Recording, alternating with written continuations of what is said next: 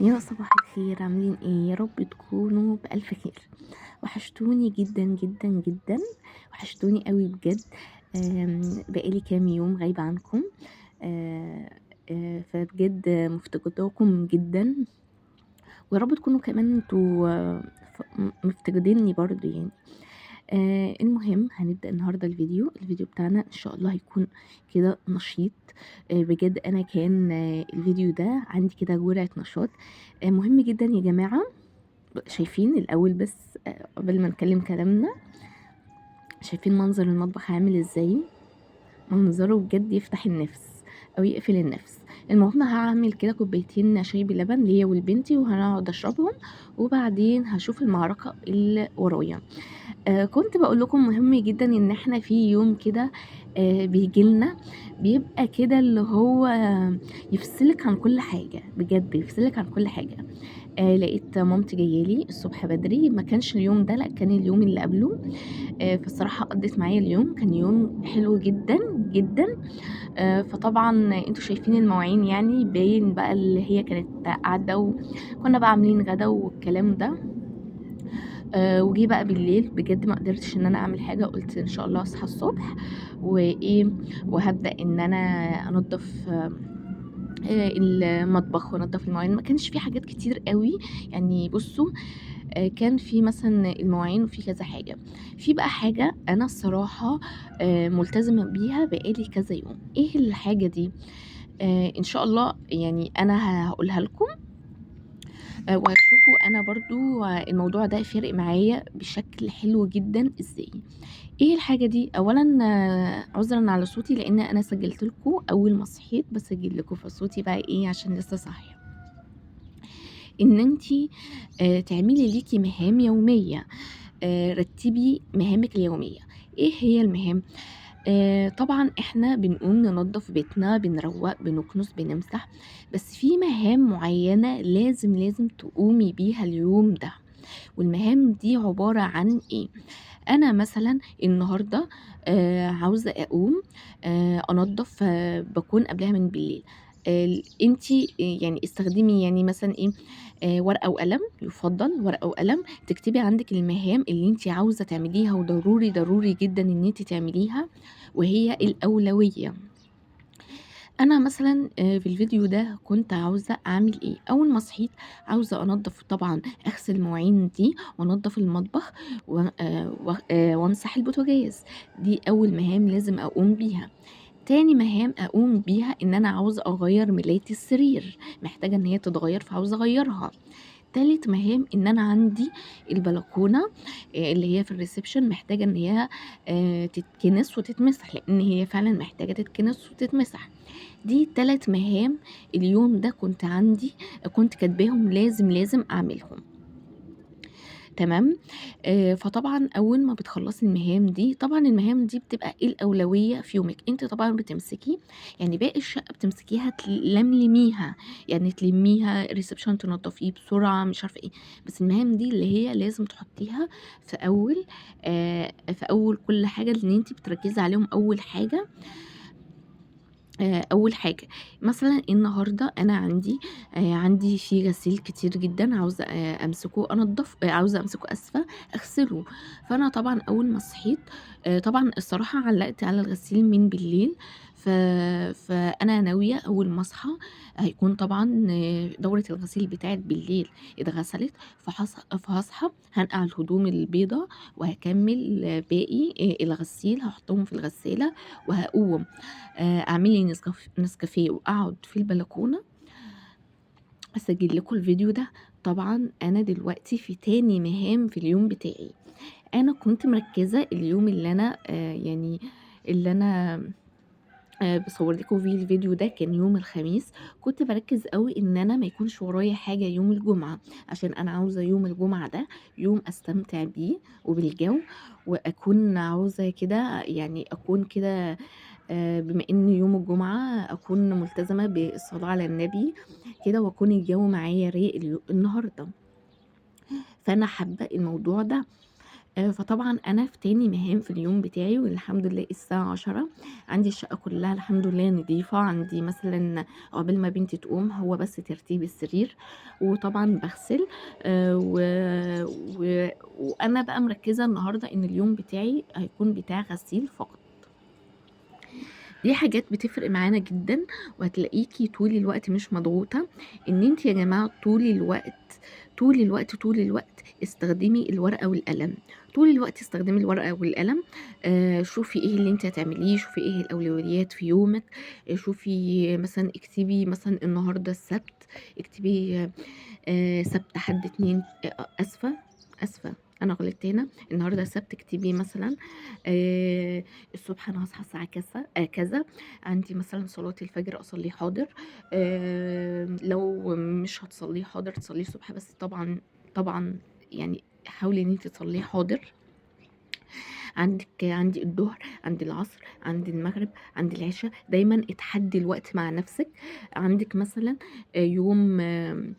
يوم قصدي الضهر أنا لازم قبل الضهر أكون عندي مهام 1، 2 أو عندي 1 هيكون في ساعتين، هيكون في 3 عاوزة أعمل المهمة دي أو المهمة ديّة قبل الضهر، آجي صلاة الضهر لازم أكون متوضية وأصلّي، وبعد الصلاة هاروح أعمل كذا، كذا، كذا، كذا، وقبل العصر وآجي العصر أكون مرتبة نفسي ومضبطة نفسي إن أنا أروح أصلّي العصر، ماشي، كل واحدة طبعًا بترتب المهام بتاعتها وأولوياتها على حسب حياتها، يعني أنا مثلًا مهامي وأولوياتي تختلف من مهامِك وأولوياتِك تختلف عن أي حد، أ يعني مهما تختلف المهام فأنتِ تنظيم الوقت وترتيب الوقت للمهام وإنِّك أنتِ تحطيهم في الأولوية، فطبعًا دي هيفرق معاكِ جدًا، هيفرق معاكِ كتير أوي، أوي.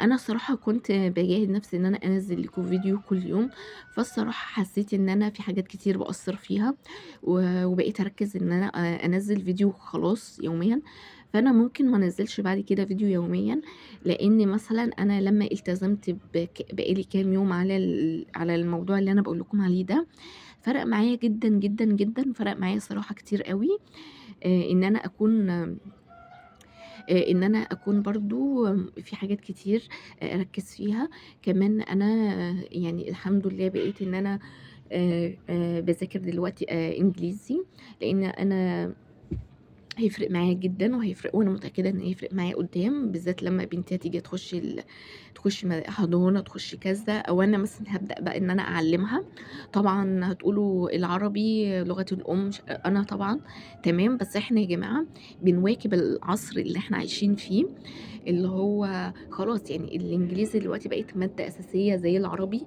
إن أنتِ هتيجي تاخدي ليها لغة تانية هي هتبقى زي ألماني، هتبقى زي فرنساوي، فالإنجليزي لازم يكون بقى أساسي زي العربي بالضبط. ف فإن شاء الله، إن شاء الله إن أنا يعني دلوقتي بابدأ إن أنا يعني بُصّوا مش هاقول لكم بقى هابدأ في الضماير وهابدأ في الverb وهابدأ مش عارفة إيه، لأ، أنا باشوف محادثات وأقعد أقرأها وأقعد أترجم، الحاجات اللي زي كده يعني. طبعًا مع الاستمرارية بتجيب نتيجة وعلى فكرة بتبقى النتيجة أفضل بإنِّك تفضلي تذاكري بقى الماضي البسيط والماضي والمستقبل ومش عارفة إيه. الصراحة لأ، ما باحبش أتجه الاتجاهات دي. ماشي، طبعًا إن أنتِ على فكرة من الحاجات اللي أنا خدت بالي منها جدًا في حتّة إن أنتِ تكوني تلاقي يومِك منظّم حلو أوي، وإن كل حاجة متضبّطة وكل حاجة مترتّبة، إن أنتِ تكوني محافظة على صلواتِك في وقتها، اللي هو أول ما الضهر يأذّن تقومي تصلّي الضهر، أول ما العصر يأذّن تقومي تصلّي العصر، والله العظيم يا جماعة باحس إن يومي بيفرق جدًا، وباحس إن في بركة، باحس طول الوق كل طول اليوم الدنيا متنظّمة معايا. بجد أنتم وحشتوني أوي، أوي، أنا خلاص يعني أنا نويت إن شاء الله مش هانزّل لكم فيديو كل يوم، وبجد يا جماعة لإن برضه فيديو اللي هو بتاع كل يوم ده بقى حسيت إن بقى ما بيجيبش مشاهدات كتير، يعني المفروض إن أنتِ بتنزّلي كل يوم فيديو ممكن يعني المفروض بقى يجيب مشاهدات كتير أكتر، لأ أنا معايا العكس، لمّا ب يعني لمّا بانزّل كل يوم باحس المشاهدات بتقل جدًا، فأنا الصراحة باتضايق وبازعل لإني أنا برضه يا جماعة تصوير الفيديو بجد مرهق أوي، أوي، أوي، أوي، أوي. والله العظيم تصوير الفيديو بُص بيرهق جدًا، جدًا، جدًا. ف فطبعًا أنا بازعل أوي لمّا يكون الفيديو ينزل وما يجيبش مشاهدات. ف فقُلت لأ خلاص يعني إيه، مش هاجي على نفسي أوي، أوي كده أدام كده مش هيجيب مشاهدات. فأنا هانزّل بقى إيه كل يوم ويوم، كل يومين كده. عشان برضه إيه، في حاجات كتير قصّرت فيها، فلأ خلّيني بقى إيه، خلّيني متوازنة، يعني خلّيني إيه، يعني متوازنة على الأقل عشان أوحشكم. يعني أنا حسّيت لمّا بقى إيه، ما بيجيبش مشاهدات وأنا كل يوم متواجدة، حسّيت إن أنا مش وحشاكم. حسّيت بصراحة إن أنا مش وحشاكم. المهم، من أحلى وأجمل الحاجات اللي أنا اكتشفتها بجد والله ومؤخرًا، مش هاقول لكم من بدري، إن يوم الجمعة الصحيان فيه بدري تحفة، بجد حلو أوي، أوي. إن أنتِ كده تصحي بدري، طبعًا يوم إجازة كُلّه نايم، الدنيا هدوء. أنا أصلًا عندي الدنيا حواليّا هدوء، بس بجد باحس إن هو لأ، في فرق كبير أوي. آآ وإن أنتِ كده مع نفسِك وتقعدي كده تذكري ربنا، فده حاجات بجد نقدر نستغلّها أوي، نستغلّها جدًا، جدًا، جدًا الموضوع ده. المهم فقرة المواعين اللي أنتم بتحبوها طبعًا مطوّلة معانا، لإن كان بجد عندي مواعين كتير جدًا. كنت عاملة غدا وكنت عاملة رز بلبن، وكنت بقى طبعًا أنتم عارفين بقى حلويات حاجة كده، كده. فطبعًا اتكوّن معايا مواعين كتير جدًا، فأنا بالليل ما كنتش قادرة إن أنا أعملها. قُلت لأ هانام وهاصحى إيه، إن أنا أعملها يعني، لإن فعلًا أنا كمان كنت جسمانيًا تعبانة شوية، كان بقى برد ومش عارفة إيه، فكنت تعبانة شوية. قُلت لأ أمّا أصحى إن شاء الله أول حاجة هاعملها هاقعد أشرب لي كده، أغلي اللبن وأشرب لي كده شاي بلبن. وأقعد إيه، هاروح أول حاجة أعملها هاغسل المواعين. حتى لو أنتم تاخدوا بالكم إن أنا دخلت لكم على المواعين على طول. آمم، فدي والله يا جماعة فرقت معايا أوي. حتى الكلام يعني أنا كنت عقبال ما خلّصت كل حاجة ونضّفت وكنست ومسحت، خلصت كل حاجة، أنا كنت مخلّصة على الساعة، يعني كان على الساعة العصر مثلًا، أنا بدأت حوالي الساعة 10:30. خلصت برضه متأخر شوية، بس طبعًا كان يعني مع طبعًا بنتي عاوزة تاكل، بنتي عاوزة تشرب، كل شوية تناديني، باغيّر لها. يعني طبعًا في وسط ما أنتِ بتعملي في حاجات كده إيه، بتنشغلي بيها. فطبعًا أنا خلّصت على الساعة 14:00 أو 14:30 تقريبًا، فطبعًا كان وقت مش وِحِش برضه إن أنا أكون كل حاجة مخلّصاها في الوقت ده، فده طبعًا كان حلو أوي يعني. باقي اليوم طبعًا بتبدئي بقى إن أنتِ لو هتقعدي تذاكري، بتتعلمي حاجة تتعلميها، لو بتستفيدي حاجة بتفيديه. أنا يا جماعة بجد اليوتيوب ده أو السوشيال ميديا ده بجد استخدموها استخدام إيجابي، لإن بجد والله العظيم كنز، كنز لكل الناس. تتعلمي منه كل حاجة، تشوفي، عاوزة تثقفي في حاجات كتير بتشوفي.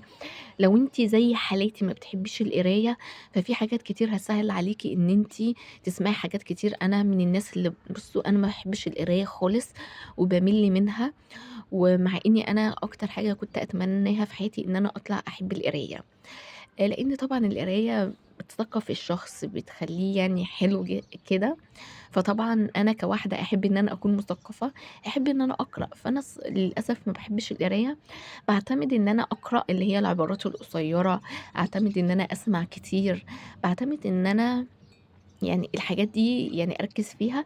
لإن حقيقي أنا ما باحبش القراية خالص، وحاولت كتير إن أنا أجيب وإن أنا يعني إن أنا أجيب اللي هو إن أنا أجيب حاجات وأقرأها. فالصراحة يعني شوية وتلاقيني أبطّلها. أنا من الناس اللي باحب اللي هي علم النفس جدًا. والله بجد أنا لو ما كنتش دخلت حقوق وكده، كنت أدخل علم نفس، وكنت يعني أدوّر إن أنا أدخل المجال ده، لإن أنا باحبه أوي، وباحب إن أنا أسمع فيه، وباحب إن أنا مثلًا يعني باحب المجال ده بجد حرفيًا، وباحب إن أنا أسمع له كتير جدًا.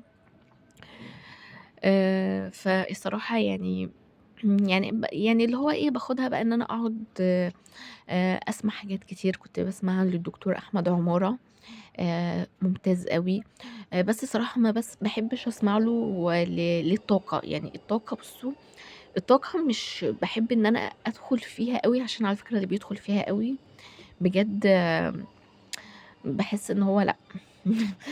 بصراحة باخاف بالذات الست اللي هي كانوا جايبينها، اللي كانت بسبب دخلت في موضوع الطاقة، بقت دكتورة طاقة ووصلت إن هي قتلت بنتها بسبب الطاقة والكلام. هو في حاجات كتير أوي بيتعمقوا فيها. يعني أنا أعرف حاجات بسيطة من على الوش، ما باحبش الحاجة اللي أنا ما باحبش أتعمق فيها، ما باحبش أتعمق فيها يعني صراحة. آآ المهم وباحب اللي هي بقى اللي هي بُصّوا، علم النفس مُعتمد جدًا على برضه الدين، يعني مُعتمد اعتماد، يعني أنا هاقول لكم حاجة، اعتماد 90% على الدين، فدي أكتر حاجة كانت باحبها أوي فيها في المجال ده. وكنت باحب الدكتور مصطفى الفقي، اسمه أحمد الفقي والّا مصطفى الفقي؟ مصطفى الفقي تقريبًا، مش فاكرة، تقريبًا مصطفى الفقي.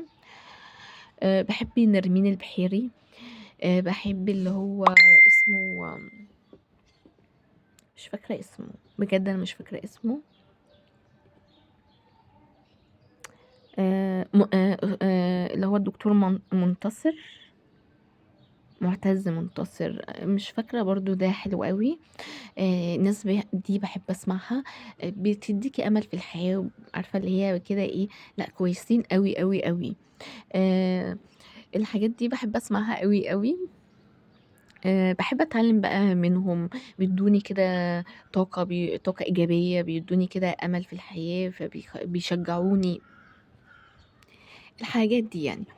المهم هنا كنت خلاص خلّصت المطبخ، خلّصت البوتاجاز، وكنت بقى دخلت على المهمة بتاعتي التانية، إن أنا أفرد، إن أنا أغيّر ملاية السرير، يعني كانت محتاجة إن هي تتغيّر، فغيّرتها الحمد لله. طبعًا أنا عاوزة أقول لكم إن أنا ملاية السرير دي غيّرتها في حوالي ساعتين يا جماعة. ليه ساعتين؟ بجد مش ساعتين، ساعتين، بس لفترة طويلة، لإني شايفين الرجل دي كانت مجنناني وكانت مطلّعة عيني حرفيًا.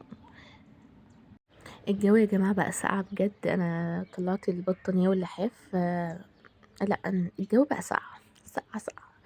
وبالذات أنا عندي شقتي ساقعة جدًا، يعني شقتي ساقعة أوي.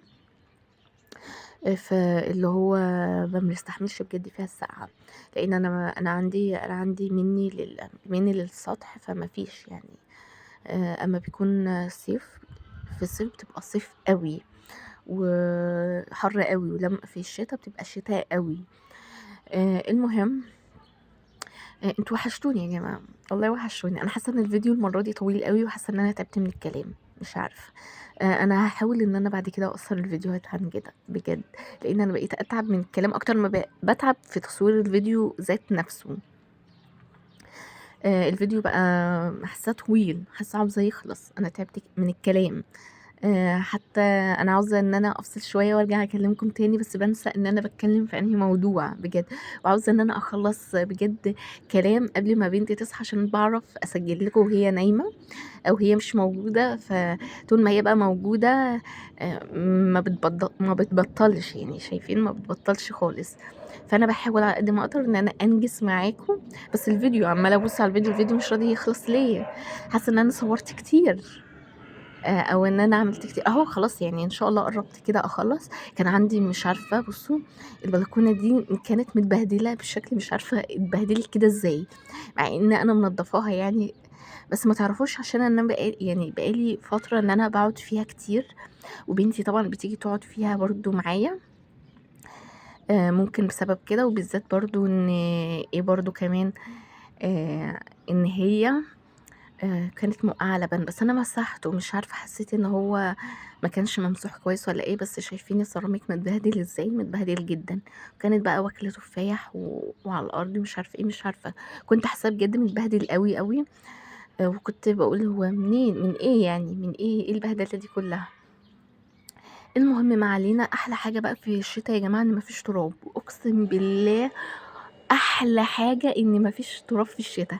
أنا في الصيف كنت حقيقي، لأ، الصيف التراب فيه يعني حاجة فظيعة.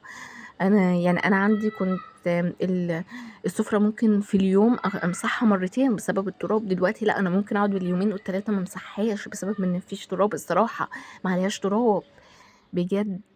ممكن لأ مش هاقول لكم يومين 3 هو يومين يعني مثلًا، بس لأ كان في اليوم ممكن مرتين بجد مرتين. المهم هنا خلاص يعني الحمد لله قربنا على نهاية الفيديو عشان يخلص، عشان أنا حاسة إن أنا اتكلمت كتير وحاسة إن أنا رغيت كتير وحاسة إن أنا اتكلمت في حاجات كتير أوي، وبجد إن أنا يعني رغيت كتير أوي، أوي. أنا بجد عاوزة أبقى بسبب الكلام والرغي الكتير ده أقصّر الفيديو، أنا مش هاقدر أكمّل لكم باقي الفيديو بنفس الريتم، أنا طاقتي بقت تقِل، بجد طاقتي بقت تقِل في الكلام، أنا بقى لي فترة كبيرة ما بقيتش أتكلّم كتير، وبقيت يعني صامتة، والله العظيم أنا ما بقيتش أتكلّم كتير الفترة الأخيرة دي مش عارفة ليه.